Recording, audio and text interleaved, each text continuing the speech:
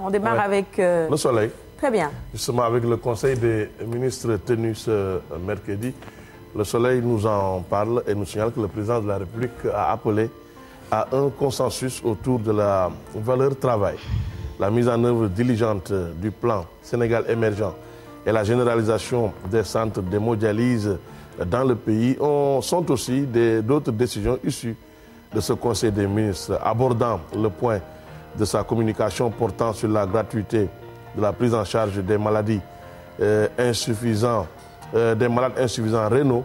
Le président de la République a invité le gouvernement à mobiliser tous les moyens nécessaires pour la réalisation dans les meilleurs délais de nouveaux centres d'hémodialyse sur l'ensemble du territoire national afin de faciliter à ces malades l'accès à des soins de qualité. Selon toujours le quotidien Le Soleil, le chef de l'État a aussi axé sa communication sur la prise en charge des groupes vulnérables. Il a rappelé le lancement le jeudi 30 avril dernier, conformément à son engagement de l'attribution des cartes d'égalité des chances pour les personnes vivant avec le handicap, ce qui est un jalon majeur de sa politique sociale qui vise à promouvoir l'émancipation des groupes vulnérables et leurs implications dans le développement national. Et on peut aussi lire dans les colonnes du Soleil que le chef de l'État a évoqué en Conseil des ministres l'envoi sur sollicitation de Sa Majesté le roi Salman Ben Abdelaziz Al Saoud,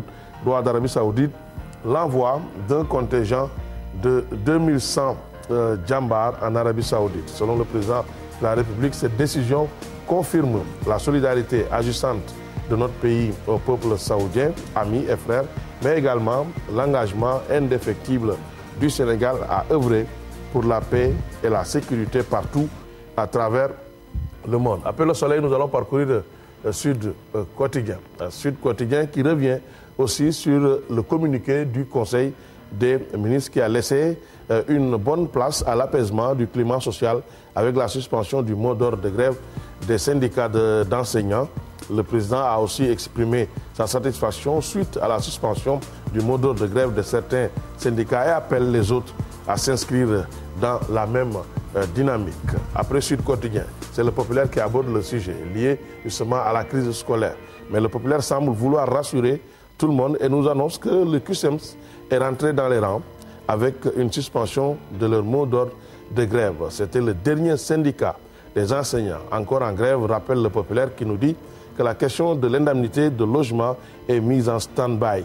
Selon le Populaire toujours, c'est hier que le cadre unitaire des syndicats du moyen secondaire a décidé de mettre fin à cette grève et de regagner les salles de classe. Sur l'alignement de l'indemnité de logement, le gouvernement s'est engagé à ouvrir les négociations au terme de l'étude sur le système de rémunération des agents de l'État, écrit le Populaire, qui revient sur le ministre de la fonction publique, Viviane Bampassi, qui s'est réjoui de la conclusion de cette réunion. C'est une victoire du peuple sénégalais.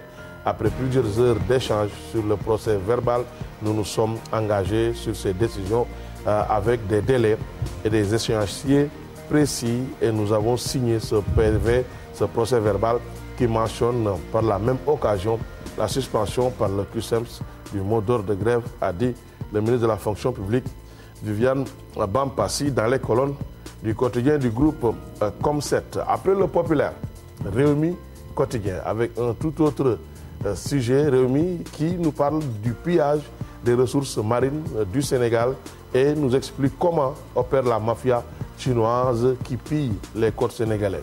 En fait, c'est Greenpeace qui dénonce un pillage organisé des ressources halieutiques dans les eaux sénégalaises. L'ONG a publié hier un rapport qui fait état de licences de pêche non payées par la China National Fisheries Corporation au Sénégal depuis 30 ans.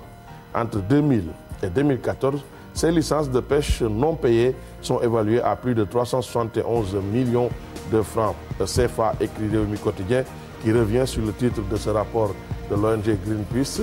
Arnaque sur les côtes africaines, la face cachée de la pêche chinoise et des sociétés mixtes au Sénégal, en Guinée et en Guinée-Bissau. L'ONG demande d'ailleurs, comme l'écrit Rewmi Quotidien, qu'une liste des navires autorisés à pêcher dans les eaux ouest-africaines soit publiée par les États, mais aussi que les responsabilités soient bien situé. Voilà, pour la revue de presse, et ça, c'est une affaire à suivre et qui concerne la pêche, évidemment.